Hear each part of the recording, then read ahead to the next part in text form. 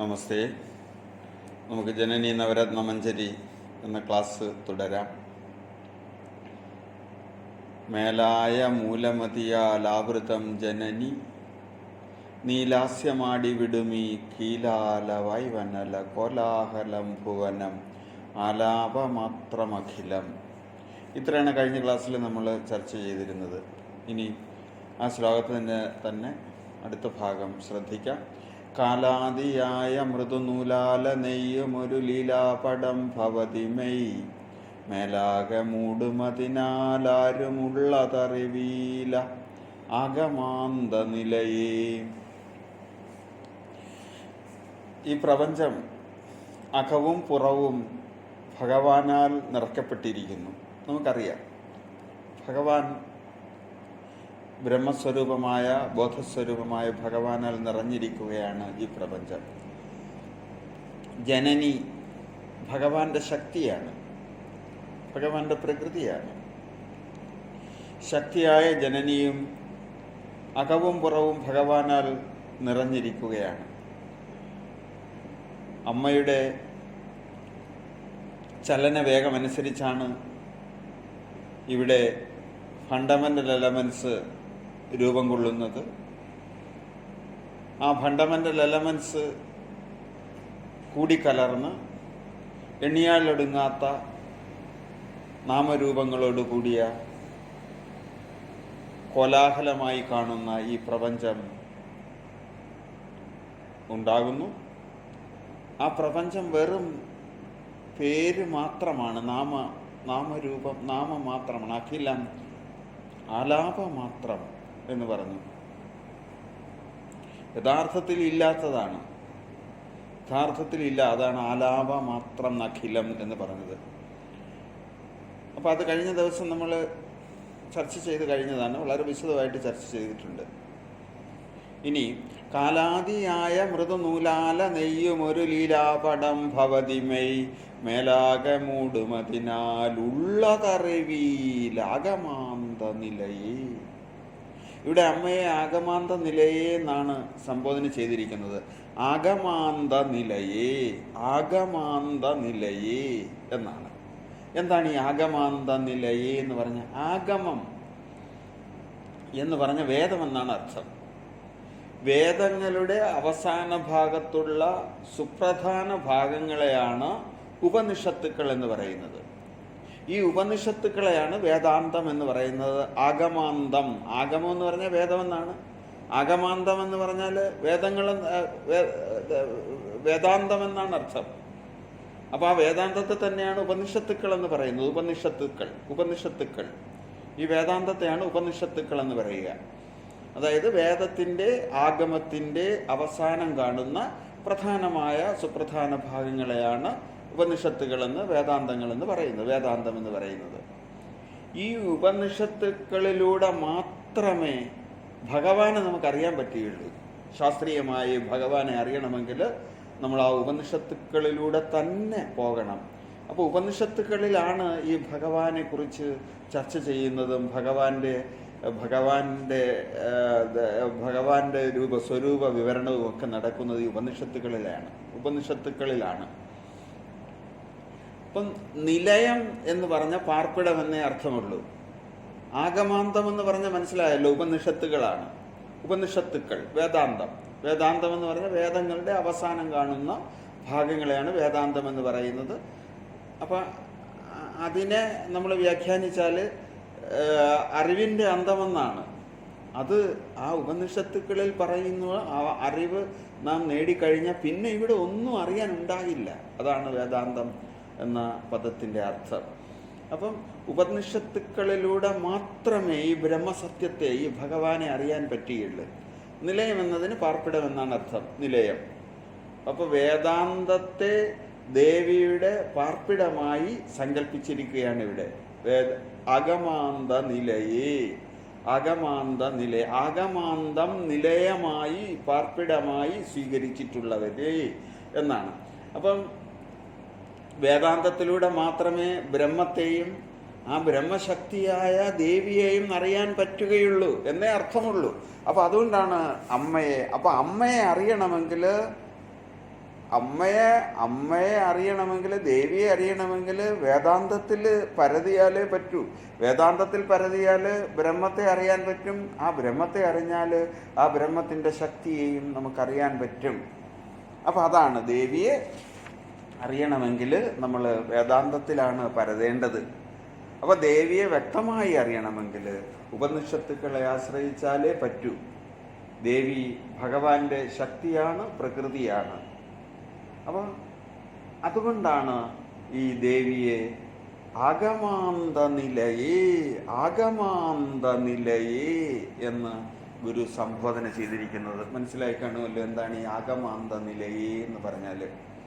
അപ്പം ആഗമാന്ത നിലയേ, ആഗമാന്തം പാർപ്പിടമായി സ്വീകരിച്ചിട്ടുള്ളവളെ എന്ന് പറഞ്ഞാൽ ആഗമാന്തത്തിലാണ്, വേദാന്തത്തിലാണ്, ഉപനിഷത്തുകളിലാണ് ഈ അമ്മയെക്കുറിച്ചുള്ള വിവരണങ്ങളുള്ളത്. അപ്പോൾ അമ്മയെ അറിയണമെങ്കിൽ എവിടെ എത്തണം? നമ്മളെയൊക്കെ അറിയണമെങ്കിൽ നമ്മുടെ വീട്ടിൽ വന്നാൽ നമ്മളെയൊക്കെ അറിയാൻ പറ്റും. അതേപോലെ അമ്മയെ അറിയണമെങ്കിൽ എവിടെ എത്തണം? ആഗമാന്തത്തിലെത്തണം. ഉപനിഷത്തുക്കളിൽ ചെന്നാൽ അമ്മയെക്കുറിച്ച്, അമ്മയുടെ വ്യക്തമായ അറിവ് നമുക്ക് ലഭിക്കും. അപ്പം ഇനി ഗുരുദേവൻ പറയുന്നത് ഉള്ളതറിവീല. നമുക്ക് എന്താണ് ഇവിടെ ഉള്ളത് നമുക്ക് അറിയാൻ പറ്റുന്നില്ല. എന്താണ് ഇവിടെ ഉള്ളത്? അതാണ് ഉള്ളതറിവീല. എന്താണ് ഇവിടെ ഉള്ളത് അത് അറിയാൻ നമുക്ക് കഴിയുന്നില്ല. അമ്മേ ആഗമാന്ത നിലയേ, അമ്മേ ജനനി, ഇവിടെ എന്താണ് ഉള്ളതെന്ന് നമുക്ക് അറിയാനേ പറ്റുന്നില്ല. അമ്മ ഭഗവാന്റെ ശക്തിയാണ്. ഈ ശക്തി ചലിച്ചിട്ടാണ്. അപ്പം ഈ അമ്മ ഭഗവാന്റെ ശക്തിയാണ്. ഈ ശക്തി ചലനാത്മികയാണ്. ഈ ശക്തിയുടെ ജോലി എന്താണെന്ന് ചോദിച്ചാൽ ചലിക്കലാണ്. ചലിക്കുകയാണ് ഈ അമ്മയുടെ ജോലി. ഭഗവാൻ നിശ്ചലനാണ്. അപ്പോൾ അമ്മ മാത്രമാണ് ചലിക്കുന്നത്. ഭഗവാന് ചലനമൊന്നുമില്ല, തെറ്റിദ്ധരിക്കരുത്. ഭഗവാൻ നിശ്ചലനാണ്, നിർവികാരനാണ്, സർവവ്യാപിയാണ്. ഈ പ്രപഞ്ചത്തിൽ എന്തെല്ലാമുണ്ടോ, അപ്പം നമ്മൾ ഈ പ്രപഞ്ചത്തിൽ എന്തെല്ലാം ഉണ്ടെന്ന് നാം കാണുന്നുവോ അതിലെല്ലാം നഖവും പുറവും തിങ്ങി നിറഞ്ഞിരിക്കുകയാണ് ഈ ഭഗവാൻ. ആ ഭഗവാന്റെ ശക്തിയായ ദേവി ചലിക്കുന്നു. ദേവിയാണ് ചലിക്കുന്നത്. ദേവി ചലിച്ച് ഫണ്ടമെൻ്റൽ എലമെൻറ്റ്സ് ഉണ്ടാക്കുന്നു. ആ ഫണ്ടമെൻ്റൽ എലമെൻറ്റ്സ് കൂടി കലർത്തി പ്രപഞ്ചങ്ങൾ ഓരോന്നോരോന്നായി ഉണ്ടെന്ന് തോന്നിപ്പിക്കുന്നു. അതാണ് ദേവിയുടെ ജോലി.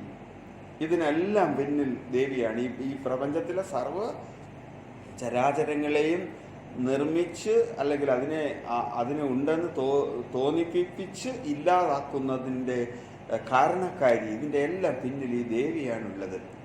ദേവിയുണ്ടെന്ന് പറഞ്ഞാൽ ദേവന്റെ ശക്തിയാണ്. ദേവി എവിടെയുണ്ടോ അവിടെയെല്ലാം ദേവനും ഉണ്ടാകും. പക്ഷേ ഈ ദേവിയെയും നമുക്ക് കാണാൻ പറ്റില്ല. അപ്പം ഈ പ്രപഞ്ചത്തെ നമ്മളിങ്ങനെ കണ്ടുകൊണ്ടിരിക്കുമ്പോൾ നമുക്ക് ഈ ഭഗവാനെ കാണാൻ പറ്റുന്നില്ല. ഈ ഭഗവാന്റെ ശക്തിയായ ദേവി ഈ പ്രപഞ്ചം ഉണ്ടാക്കി കാണിക്കുന്നുണ്ട്. ആ ദേവിയെ നമുക്ക് കാണാൻ പറ്റുന്നില്ല. അപ്പോൾ സത്യവസ്തുവിനെ നമുക്ക്, അതാണ് ഉള്ളതറിവിയിൽ എന്താണോ ഇവിടെ സത്യമായിട്ടുള്ളത് ആ ഭഗവാനെ നമുക്കറിയാൻ പറ്റുന്നില്ല. സത്യം അറിയാൻ നമുക്ക് പറ്റുന്നില്ല. കാരണം കാലാദിയായ മൃദുനൂലാല നെയ്യുമൊരു ലീലാപടം ഭവതി മെയ് മേലാകെ മൂടും. അപ്പൊ ഈ ഭവതി എന്താ ചെയ്യുന്നത്? ഒരു ലീലാപടം ഭവതി മേലാകെ മൂടും. ലീലാപടം ഭവതി നൃത്തം വയ്ക്കുകയാണല്ലോ ചെയ്യുന്നത്. നമ്മൾ പറഞ്ഞു ലാസ്യമാടി വിടുമീ കീലാല വൈവനല കോലാഹലം ഭുവനം എന്ന് പറഞ്ഞു. നമ്മൾ നേരത്തെ കഴിഞ്ഞ ക്ലാസ്സിൽ പറഞ്ഞതാണ്. അപ്പോൾ ഭവതി ഈ ദേവി നൃത്തം വയ്ക്കുകയാണ് ചെയ്യുന്നത്. നൃത്തം വെച്ചിട്ടാണ് അത്. നൃത്തം വയ്ക്കാന്ന് പറഞ്ഞാൽ ദേവി എന്താണ്, ഒരു താളാത്മകമായി ചലിക്കുകയാണ്. അങ്ങനെ ചലിക്കലാണ്, സ്പന്ദനമാണ് ദേവിയുടെ ജോലി. ദേവി അങ്ങനെ ആ സ്പന്ദനത്തിലൂടെയാണ് ദേവിയെ നമ്മൾ അറിയുകയും ചെയ്യുന്നത്. അപ്പം ഭവതി ഈ നൃത്തം വയ്ക്കുകയാണ് ചെയ്യുന്നത്. അപ്പോൾ ഒരു വസ്ത്രം ധരിച്ചിട്ടുണ്ട് ഈ ദേവി എന്നാണ് ഗുരുദേവൻ പറയുന്നത്. എങ്ങനെയുള്ള വസ്ത്രം? അതിനെ ഇവിടെ ലീലാപടം എന്നാണ് പറയുന്നത്. ലീലാപടം, പടം എന്ന് പറഞ്ഞ വസ്ത്രം എന്നാണ് അർത്ഥം. ലീലാപടം അതായത് ഈ ലാസ്യമാടുമ്പോൾ അണിഞ്ഞിരിക്കുന്ന പടത്തെയാണ്, പടം എന്ന് പറഞ്ഞ വസ്ത്രം, അതിനെയാണ് ലീലാപടം എന്ന് പറയുക. അതായത് ലീലാപടം, കളിവസ്ത്രമെന്ന് മലയാളത്തിൽ അർത്ഥം പറയാം. കളിവസ്ത്രം, ആ ലാസ്യം, ആ നൃത്തം ചെയ്യുമ്പോൾ, ആ ചലിക്കുമ്പോൾ ഭവതി ഒരു വസ്ത്രം അണിഞ്ഞിട്ടുണ്ട്. കളിക്കാനായി അണിയുന്ന വസ്ത്രമെന്നാണ് ലീലാപടം എന്ന് പറഞ്ഞാൽ അർത്ഥം. അപ്പോൾ ആ ലീലാപടം അണിഞ്ഞുകൊണ്ടാണ് ഈ ദേവി ഈ നൃത്തം ചലിക്കുന്നത്. അത്രയേ ഉള്ളൂ. ലാസ്യമാടുന്നത്, ലാസ്യമാടി വിടുന്നത്. ദേവി ലാസ്യമാടുമ്പോൾ ഒരു കളിവസ്ത്രം മെയ് മേലാകെ മൂടും. അപ്പം മെയ് മേലാകെ മൂടിക്കൊണ്ടാണ് ഈ അമ്മ ലാസ്യമാടുന്നത്. അതുകൊണ്ടോ അതിനാൽ ഉള്ളതറിവിയില്ല. അമ്മയെ തന്നെ അറിയാൻ പറ്റത്തില്ല. പിന്നെ അമ്മ ഈ പ്രപഞ്ചത്തില് അമ്മയാണ് എല്ലാം നിർമ്മിക്കുന്നത്. അപ്പൊ എന്തെല്ലാം ഇവിടെ ഉണ്ടോ അതിലെല്ലാം അമ്മയുടെ ചലനമാണുള്ളത്. ആ അമ്മയുടെ അമ്മ ചലനം നടത്തുമ്പോൾ എന്ത് ചെയ്യുന്നുണ്ട്? അമ്മ തന്നെ ഒരു എന്താണ് മേലാകെ ഒരു കളിവസ്ത്രം മൂടിക്കൊണ്ടാണ് ഇത് ചെയ്യുന്നത്. അപ്പൊ ഒരു കളിവസ്ത്രം മൂടിയിട്ടുണ്ട് അമ്മ. അപ്പൊ മെയ് മേലാകെ മൂടുമതിനാലുള്ളതറിവിയിൽ. അതുകൊണ്ടാണ് നമുക്ക് ഈ ഉള്ളത്. എന്താണ് ഇവിടെ ഉള്ളത്? ദേവിയെയും അറിയാൻ പറ്റില്ല, ദേവിയുടെ ശക്തനെയും അറിയാൻ പറ്റില്ല. അപ്പൊ ഭഗവാന്റെ ശക്തിയാണ് ദേവി. ആ ദേവിയാണ് ചലിച്ചിട്ട് ഈ പ്രപഞ്ചം ഓരോന്നുണ്ടാക്കുന്നത്. പക്ഷെ ആ ദേവി തന്നെ ഒരു കളിവസ്ത്രം മൂടിയിരിക്കുന്നതിനാൽ ഉള്ളതറിവിയില്ല. മെയ് മേലാകെ ശരീരമാകെ മറച്ചിരിക്കുന്നത് കൊണ്ട് ദേവിയെയും അറിയാൻ പറ്റുന്നില്ല. ദേവിയെ അറിയാൻ പറ്റില്ല. നമുക്ക് ഭഗവാനെ അറിയാൻ പറ്റുന്നില്ല.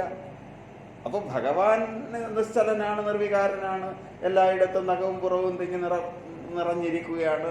അമൂർത്തമാണ്, അമൂർത്ത രൂപം, ഒരു രൂപമില്ലാത്തതാണ് ഭഗവാൻ. അത് ബോധസ്വരൂപനാണ്, എല്ലാ സ്ഥലത്തും നിറഞ്ഞു നിൽക്കുന്നു. പക്ഷെ ആ ഭഗവാന്റെ ശക്തി ചലിക്കുന്നുണ്ട്.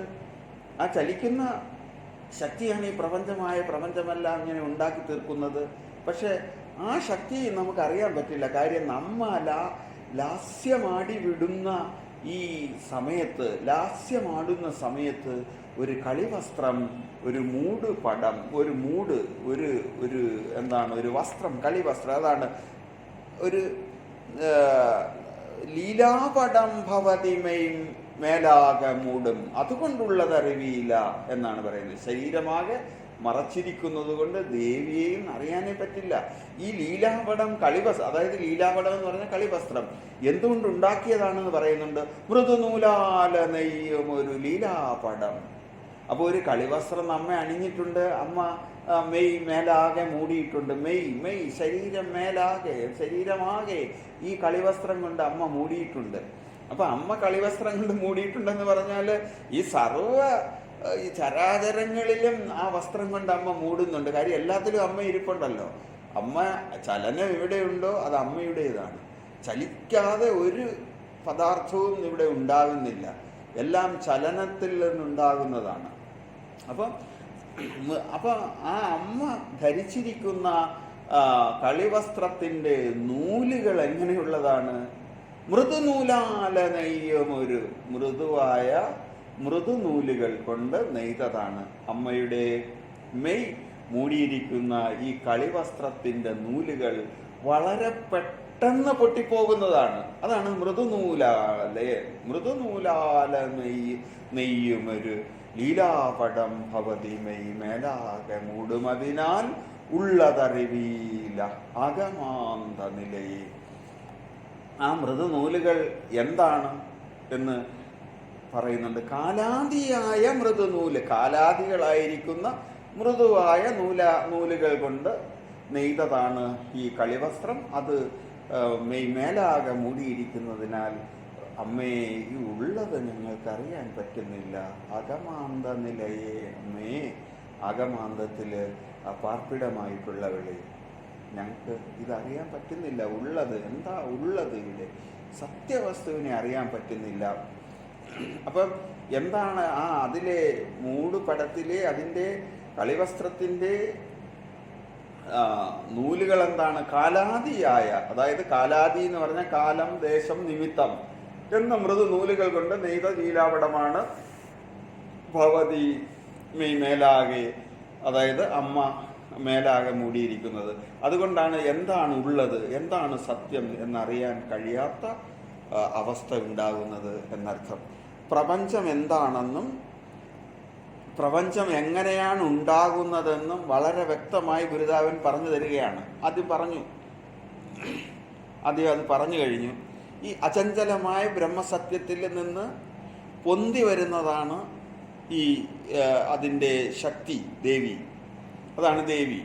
അപ്പോൾ ഈ ദേവി എന്ന് പറഞ്ഞാൽ ഞാൻ വീണ്ടും ആവർത്തിക്കുകയാണ്, സംശയങ്ങൾ അല്പം പോലും പാടില്ല.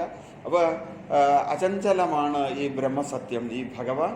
അതിൽ നിന്ന് പൊന്തി വരുന്നതാണ് ഈ ശക്തി, അതായത് ഈ ദേവി. ദേവിയുടെ സ്പന്ദനത്തിൻ്റെ വിവിധ ഘട്ടങ്ങളിലാണ് പ്രപഞ്ച ദൃശ്യങ്ങൾ ഉണ്ടാകുന്നത്. ഈ രഹസ്യം നമുക്ക് മനസ്സിലാകുന്നില്ല. എന്തുകൊണ്ടാണെന്ന് ചോദിച്ചാൽ, അമ്മ നൃത്തം ആരംഭിക്കുന്നതോടുകൂടി കാലദേശ നിമിത്തങ്ങളാകുന്ന മൃദുനൂലുകൾ കൊണ്ട് നെയ്ത ഒരു വസ്ത്രം കൊണ്ട് പുറമാകെ മൂടിയിരിക്കുന്നു. മൊത്തം മൂടിയിരിക്കുകയാണ്. അമ്മ പുറം മൂടുന്നു, അമ്മ ഉണ്ടാക്കുന്ന സർവ്വതിലും അമ്മയുള്ളത് കൊണ്ട് അതെല്ലാം ഒരു വസ്ത്രം, കളിവസ്ത്രം അണിഞ്ഞിരിക്കുകയാണ്. ആ കളിവസ്ത്രത്തിൻ്റെ നൂലാണ് പറയുന്നത് നമുക്ക് കാലം ദേശം നിമിത്തം ഇവയെ ആശ്രയിക്കാതെ അതിനെ ആശ്രയിച്ച്, അതായത് കാലം ദേശം നിമിത്തം എന്ന നൂലുകളെ ആശ്രയിച്ചുണ്ടാക്കുന്ന, ആ നൂലുകൾ കൊണ്ടുണ്ടാക്കുന്ന ഒരു കളിവസ്ത്രം അണിഞ്ഞിരിക്കുന്നത് കൊണ്ട് നമുക്ക് ഉള്ളത് അറിയാൻ പറ്റുന്നില്ല. അപ്പം നമ്മളൊന്ന് ശ്രദ്ധിച്ചാൽ ഒരു കാര്യം നമുക്ക് മനസ്സിലാകും. നമ്മൾ ഈ ലോകത്ത് ജീവിക്കുന്നവരാണ്. നമുക്ക് കാലവും ദേശവും നിമിത്തം ഇവയെ ആശ്രയിക്കാതെ യാതൊന്നിനെയും കുറിച്ച് നമുക്ക് ചിന്തിക്കാൻ പോലും സാധ്യമല്ല. ഈ പ്രപഞ്ചത്തിലെ ഏത് വസ്തുവിനെ കുറിച്ച് അന്വേഷിച്ചാലും എപ്പോൾ, എവിടെ, ഏതിൽ നിന്ന് എന്ന 3 ചോദ്യങ്ങളാണ് സ്വാഭാവികമായി ഉയരുന്നത്. എന്തിനെക്കുറിച്ച് നമ്മളൊന്ന് ചിന്തിച്ച് നോക്കി, പ്രപഞ്ചത്തിലുള്ള എന്തിനെക്കുറിച്ച് വിശദമായി ഒന്ന് ചിന്തിക്കണമെന്നെങ്കിൽ, അതിനെക്കുറിച്ച് അറിയണമെങ്കിൽ ഈ 3 ചോദ്യങ്ങൾക്ക് ഉത്തരം കണ്ടെത്തിയാലേ അതിൻ്റെ പൂർണ്ണമായ വിവരം നമുക്ക്, ഈ പ്രപഞ്ചത്തിലെ വസ്തുക്കളുടെ പൂർണ്ണമായ വിവരം നമുക്ക് ലഭിക്കുകയുള്ളൂ. അതായത് അപ്പോൾ എന്നുള്ളത്, എന്ന്, എപ്പോൾ, എവിടെ, ഈ 3 ചോദ്യങ്ങളുടെ ഉത്തരം കണ്ടെത്തിയാലേ ഒരു വസ്തുവിനെ നമുക്ക് പൂർണ്ണമായി അറിയാൻ പറ്റുകയുള്ളൂ. എന്നുള്ളത് കൊണ്ട് കാലത്തെയും, എവിടെ എന്നുള്ളത് കൊണ്ട് ദേശത്തെയും, ഏതിൽ നിന്നുള്ളത് എന്നതുകൊണ്ട് നിമിത്തത്തെയും കുറിക്കണം. നിമിത്തത്തെയും കുറിക്കുന്നതാണ്. അതെല്ലാം സാധാരണ എല്ലാവർക്കും അറിയാം. അറിയപ്പെടുന്ന ഏതിനെയും, നമുക്ക് അറിയാൻ കഴിയുന്ന ഏതിനെയും കാലദേശ നിമിത്ത പരിധിക്കുള്ളിൽ നിന്നുകൊണ്ടല്ലാതെ അന്വേഷിക്കാൻ നമ്മുടെ ബുദ്ധിക്ക് കഴിയില്ല. അപ്പം ഏത് അറിയപ്പെടുന്ന ഏതിനെയും, ഈ പ്രപഞ്ചത്തിൽ നമ്മൾ അറിയുന്ന ഏതിനെയും കാലദേശ നിമിത്ത പരിധിക്കുള്ളിൽ നിന്നുകൊണ്ടല്ലാതെ അന്വേഷിക്കാൻ നമ്മുടെ ബുദ്ധിക്കാകില്ല. കാലദേശ നിമിത്തങ്ങളെ മൃദുനൂലുകളെന്നാണ് ഗുരുദേവൻ പറയുന്നത്. കാരണം ഒന്ന് ചിന്തിച്ചാൽ പൊട്ടിത്തകരുന്നതാണ് ഈ കാലദേശ നിമിത്തങ്ങൾ.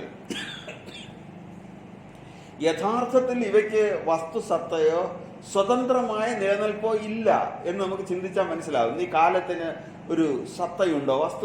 കാലം യഥാർത്ഥത്തിൽ ഉള്ളതാണോ? അതുപോലെ തന്നെ ദേശമെന്ന് പറയുന്നത് യഥാർത്ഥത്തിൽ നമ്മുടെ വെറും സങ്കല്പമാണ്. ഈ കാലവും ദേശവും നിമിത്തവും ഒക്കെ കാര്യം നമ്മളൊന്ന് ചിന്തിച്ചാൽ ഇത് പൊട്ടിത്തകരുന്നതാണ്. കാലദേശ നിമിത്തങ്ങൾ വസ്തുസത്തയോ സ്വതന്ത്രമായ നിലനിൽപ്പോ ഇല്ല എന്ന് നമുക്ക് തീർത്തും പറയാൻ പറ്റും. കാലത്തെ തന്നെ ഒന്ന് നോക്കിയാൽ നമുക്ക് കാലത്തെ ഒന്ന് എടുത്തു നോക്കാം. കാലം എന്ന് പറഞ്ഞാൽ എന്താണ്? യഥാർത്ഥത്തിൽ ഉണ്ടോ ഈ കാലം? ഇല്ല. കാലത്തെ നമുക്ക് എങ്ങനെ, കാലം എന്ന് പറയുന്നത് ഇല്ലാത്തതാണ്, നമ്മൾ സങ്കല്പിച്ചുണ്ടാക്കുന്നു. പകലും രാത്രിയുമായി വിഭജിച്ചാണ് നാം കാലത്തെ അറിയുന്നത്, അല്ലേ? കാലം എന്ന് പറഞ്ഞാൽ എങ്ങനെ അറിയുന്നത്? പകലും രാത്രിയുമായി വിഭജിച്ച് കാലത്തെ നാം അറിയുന്നുണ്ട്. അപ്പം പകലും രാത്രിയുമായി മുറിച്ചെടുക്കാൻ പറ്റിയ വല്ല വസ്തുവും യഥാർത്ഥത്തിൽ ഉണ്ടോ? പകലും രാത്രിയുമായി ഇപ്പം മുറിച്ചെടുക്കാൻ പറ്റുന്ന എന്തെങ്കിലും വസ്തു ഉണ്ടോ ഇവിടെ? ഇല്ല. മനുഷ്യ സങ്കല്പത്തിലല്ലാതെ യഥാർത്ഥത്തിൽ കാലമെന്നൊന്ന് കാണാനില്ല എന്ന് നമുക്ക് വ്യക്തമായി പറയാൻ പറ്റും. ഒരു ക്ലോക്കിന്റെ സൂചി ചലിച്ചു നീങ്ങുമ്പോൾ നാം ഏതിനെയോ സെക്കൻഡുകളായും മിനിറ്റുകളായും ഒക്കെ മുറിക്കുന്നതായി കരുതുന്നു, അത്രയേ ഉള്ളൂ. സൂചി ചലിച്ചു നീങ്ങുന്നുവെന്നല്ലാതെ മുറിക്കപ്പെടാവുന്ന എന്തെങ്കിലും ഇവിടെയുണ്ടോ? ഒന്നുമില്ല. കാലം കർമ്മചലനത്തെ ആസ്പദമാക്കി രൂപം കൊള്ളുന്ന വെറുമൊരു സങ്കല്പം, അത്രയേ ഉള്ളൂ. കാലം യഥാർത്ഥത്തിലുള്ളതല്ല. കാലം വെറും ഒരു സങ്കല്പമാണ്. അപ്പം ഈ കാലം യഥാർത്ഥത്തിൽ ഇല്ലാത്തതാണ്. നമ്മൾ ചിന്തിച്ചാൽ അത് മുറിഞ്ഞു പോകും, ഇല്ലാത്തതാണ്. അതുകൊണ്ടാണ് മൃദുനൂലാല നെയ്യും ഒരു ലീലാപടം ഭവ. അപ്പൊ ഇത് ഈ അമ്മ അണിഞ്ഞിരിക്കുന്ന ലീലാപടം ഏതൊക്കെ കൊണ്ടാണ്? കാലവും ദേശവും നിമിത്തവും കൊണ്ടാണ് ഈ ലീലാപടം ഉണ്ടാക്കിയിരിക്കുന്നത്. അതൊന്ന് ചിന്തിച്ചാലോ ആ നൂലുകൾ പൊട്ടിത്തകരുന്നതാണ്. കാരണം അതിലെ നമ്മൾ കാലം ഇപ്പം നമ്മൾ ചിന്തിച്ചിട്ട് കാലം എന്ന് പറയുന്നത് ഒരു സങ്കല്പമാണ്, ഇല്ലാത്തതാണെന്ന് മനസ്സിലായി കഴിഞ്ഞു. മറ്റൊരു നൂലാണ് ദേശം എന്ന് പറയുന്നത്. ദേശസങ്കല്പവും മനസ്സിന്റെ വെറും ഒരു വികൃതിയാണ്. മനസ്സിൽ വെറുതെ തോന്നുന്ന ഒരു സാധനമാണ് ഇന്ന് ദേശം എന്ന് പറയുന്നത്. നമ്മളെ സംബന്ധിച്ച് ഡൽഹിയും ന്യൂയോർക്കും ഒക്കെ വളരെ അകന്ന് നിൽക്കുന്നതാണല്ലേ? ആണ്. ഡൽഹിയും ന്യൂയോർക്കും എവിടെയാണ്? വളരെ അകന്ന് നിൽക്കുന്ന രണ്ട് ദേശങ്ങളാണ്. ഒരു ജെറ്റ് വിമാനത്തിൽ സഞ്ചരിക്കുന്ന ഒരു വൈമാനികനാണെങ്കിൽ ഈ രണ്ട് സ്ഥലങ്ങളും തൊട്ടടുത്ത പ്രദേശങ്ങളാണ്, അടുത്തടുത്ത പ്രദേശങ്ങളാണ്. ഭൂമിയെ സംബന്ധിച്ചിടത്തോളം ഈ രണ്ട് ദേശങ്ങളും ഭൂമിയുടെ രണ്ട് അവയവങ്ങൾ മാത്രമാണ്. ഭൂമിയെ ഒരു വ്യക്തിയായിട്ട് എടുക്കുകയാണെങ്കിൽ ഈ ഡൽഹിയും ന്യൂയോർക്കുമൊക്കെ ആ ഭൂമിയുടെ രണ്ട് അവയവങ്ങൾ മാത്രമാണ് എന്ന് മനസ്സിലാക്കാൻ കഴിയും. അപ്പൊ കാലദേശങ്ങൾ പോലെ നിമിത്തവും വസ്ത്രത്തിന്റെ ഒരു നൂലാണ് എന്ന് നമ്മൾ പറഞ്ഞു. കാലാദിയായ മൃദുനൂലാല എന്നല്ല. അപ്പൊ കാലാദികൾ എന്നുള്ളതുകൊണ്ട് കാലവും ദേശവും നിമിത്തവുമാണ് ഗുരുദേവൻ ഉദ്ദേശിച്ചിരിക്കുന്നത്. അപ്പൊ കാലദേശങ്ങൾ വെറും മനസ്സിന്റെ വികൃതിയാണ്, മനസ്സിന്റെ വെറും സങ്കല്പമാണെന്ന് നമുക്ക് മനസ്സിലായി കഴിഞ്ഞു. അതേപോലെ തന്നെ ഇനി നമുക്ക് നിമിത്തവും ഒരു ഈ നൂലാണ്, വസ്ത്രത്തിന്റെ കളിവസ്ത്രത്തിന്റെ നൂലാണ്. ആ വിത്തും നിമിത്തവും എന്താണ്? വെറും ഒരു തോന്നലാണെന്ന് നമുക്ക് ചിന്തിച്ചാൽ മനസ്സിലാകും. വിത്തെന്ന് പറഞ്ഞ വൃക്ഷത്തിന് നിമിത്തമല്ലേ എന്നല്ലേ പറയുന്നത്? വിത്ത് എന്താണ്? വൃക്ഷത്തിന്റെ നിമിത്തമാണ്. വൃക്ഷത്തിന് കാരണം വിത്താണെന്ന് പറയും. പക്ഷേ മറിച്ച് നോക്കിയാൽ വൃക്ഷം വിത്തിന് നിമിത്തമല്ലേ? എവിടുന്നായി വൃക്ഷം ഉണ്ടായത്? വിത്തിൽ നിന്നാണ്. അങ്ങനെയാണ് വിത്ത് എവിടെ നിന്നുണ്ടായി? അതും വൃക്ഷത്തിൽ നിന്നാണ്. ഇങ്ങനെ നോക്കിയാൽ ഒന്നിനെയും കൃത്യമായി കാരണമെന്നോ കാര്യമെന്നോ പറയാൻ നമുക്ക് പറ്റുകയില്ല. ഒരിക്കലും പറ്റില്ല. കൃത്യമായി നമുക്ക് പറയാൻ പറ്റാതെ ഇന്നത് കാരണമാണ് ഇന്നത് കാര്യമാണെന്ന് പറയാൻ പറ്റത്തില്ല. അപ്പം മനസ്സിലാക്കാനേ പറ്റില്ല അങ്ങനെ. അപ്പോൾ കാലദേശം നിമിത്തങ്ങളൊക്കെ മനസ്സിന്റെ വെറും സങ്കല്പങ്ങളാണെന്നാണ് ഗുരു പറയുന്നത്. അതുകൊണ്ടാണ് കാലാദിയായ മൃദുനൂലാല നെയ്യും ഒരു ലീലാപടം ഭവതിമയി മേലാകമൂടുമതിനാലുള്ളതറിവീല അകമാന്ത നില. ഇപ്പം നമുക്ക് മനസ്സിലായല്ലോ കാലം. അപ്പൊ ആ കളിവസ്ത്രം അണിഞ്ഞിരിക്കുന്നത് യഥാർത്ഥത്തില് ഈ നൂലുകൾ കൊണ്ടാണ്. വളരെ ചിന്തിച്ചാൽ, നമ്മൾ ചിന്തിച്ചു പോവുകയാണെങ്കിൽ ഈ നൂലുകളെല്ലാം പൊട്ടി ഈ കളിവസ്ത്രം തന്നെ ഇല്ലാതാകും. ഈ മിഥ്യാസങ്കല്പങ്ങളെ ഒഴിവാക്കി സത്യം കണ്ടെത്തിയ ഗുരുദേവൻ പറയുന്നു ഈ കാര്യങ്ങൾ ഗുരുദേവനാണ് പറയുന്നത്. ഈ മിഥ്യാസങ്കല്പങ്ങൾ, ഇത് യഥാർത്ഥത്തിൽ കാലവും ദേശവും അതുപോലെ നിമിത്തമൊക്കെ നമ്മുടെ മനസ്സിന്റെ വെറും വികൃതികളാണ്, മിഥ്യാസങ്കല്പങ്ങളാണ്. ഇതിനെ ഒഴിവാക്കിയിട്ടാണ് ഗുരുദേവൻ പറയുന്നത്. ചിന്തിച്ചാൽ പൊട്ടി തകരുന്നതാണ് ഈ കാലാദികൾ. അതാണ് കാലാദിയായ മൃദുനൂലാല നെയ്യും ഒരു ലീലാപടം ഭവതിമൈ മേലാകമൂടുമതിനാലുള്ളതറിവിലാകമാന്ത നിലയെ. അമ്മയുടെ രഹസ്യവും ഗുരുദേവനെ പോലെയുള്ള സത്യദർശികൾക്ക് മാത്രമേ വെളിപ്പെട്ട് കിട്ടുകയുള്ളൂ. അമ്മ ആരാണെന്നും അമ്മയുടെ രഹസ്യവും, അങ്ങനെ അമ്മയുടെ രഹസ്യവും വെളിപ്പെട്ട് കിട്ടണമെങ്കിൽ ഗുരുദേവനെ പോലെയുള്ള സത്യദർശികൾക്ക് മാത്രമേ കിട്ടുകയുള്ളൂ. ഭഗവത്ഗീതയിൽ കൃഷ്ണൻ പറയുന്നുണ്ട്, ദേവി ഹേഷാ ഗുണമയി മമ മായ ദുരത്യയ മാമേവയേ പ്രപദ്യന്തേ മായാമേധാം തരന്തിതേ. ഈ മായയെ നമുക്ക് തരണം ചെയ്യാൻ പറ്റും. എങ്ങനെയാണ്? ഈ മായ എൻ്റെ ദിവ്യശക്തിയാണെന്നാണ് ശ്രീകൃഷ്ണ പരമാത്മാവ് പറയുന്നത് ഭഗവത്ഗീതയിൽ. ഈ മായ എൻ്റെ ശക്തിയാണ്. അത് ഈ മായ എൻ്റെ ദിവ്യശക്തിയാണ്, എൻ്റെ ദിവ്യശക്തിയാണ്. മമ മായ ദേവി ഹേഷ ഗുണമയി എന്നാണ് പറയുന്നത്. മമ മായ ദുരത്യയ മാമേവ യേ പ്രപദ്യന്തേ മായാമേകാം തരന്തിതേ. ഈ മായ എൻ്റെ ദിവ്യശക്തിയാണ്. അവളെ കടക്കുക പ്രയാസമാണ്. അവളെ കടന്നാലേ ഉള്ളതറിയാൻ പറ്റുകയുള്ളു. യഥാർത്ഥത്തിൽ ഇവിടെ എന്താണ് ഉള്ളതെന്ന് അറിയണമെങ്കിൽ ഈ മായയെ കടക്കണം. മായ എന്തെല്ലാം ചെയ്യുന്നു? മായ ചലിച്ച് ഈ പ്രപഞ്ചമെല്ലാം ഉണ്ടാക്കി നിലനിർത്തി ഇല്ലാതാക്കുന്നു. അങ്ങനെ അത് ചെയ്യുമ്പോൾ തന്നെ ഒരു ലീലാപടം നണിഞ്ഞിരിക്കുന്നു. ആ ലീലാപടം ഉള്ളത് കൊണ്ട് നമുക്ക് യഥാർത്ഥത്തിൽ അമ്മയെ അറിയാൻ പറ്റുന്നില്ല, ഇവിടെയുള്ള ആ ഭഗവാനെയും നമുക്കറിയാൻ പറ്റുന്നില്ല. അപ്പൊ ഇവളെ കടക്കുക പ്രയാസം. എങ്കിലും എന്നെ പൂർണ്ണമായി ആര് ശരണം പ്രാപിക്കുന്നുവോ അവർ മായയെ കടക്കുന്നു എന്നാണ് ശ്രീകൃഷ്ണ പരമാത്മാവ് പറയുന്നത്. ദേവി ഹേഷാ ഗുണമയി മം മായ ദുരത്യയ മാമേവ ഏ പ്രപദ്യന്തേ. എന്നെ തന്നെ ആരാണോ ആശ്രയിക്കുന്നത്, ശരണം പ്രാപിക്കുന്നത്, മായാമേതാം തരന്തിതേ, അവർക്ക് ആ മായയെ കടക്കാൻ പറ്റും, തരണം ചെയ്യാൻ പറ്റും എന്ന് പറയുന്നുണ്ട്. അതുകൊണ്ട് ഇവിടെ ഭഗവാൻ മാത്രമേ ഉള്ളൂ, ഇവിടെ ഭഗവാനേ ഉള്ളൂ, വേറൊന്നുമില്ല, ഇതെല്ലാം മിഥ്യയാണ് എന്ന് വിചാരിച്ചുകൊണ്ട് ഭഗവാനെ മാത്രം ആശ്രയിക്കൂ. ഇവിടെ ആ ബോധസ്വരൂപമായ ബ്രഹ്മത്തെ മാത്രം ആശ്രയിച്ചാൽ ഇവിടെ വേറൊന്നുമില്ല എന്ന് നമുക്ക് ബോധ്യം വരും. അതിന് ഗുരുദേവൻ അനുഗ്രഹിക്കട്ടെ എന്ന് പ്രാർത്ഥിക്കുന്നു. നമസ്തേ.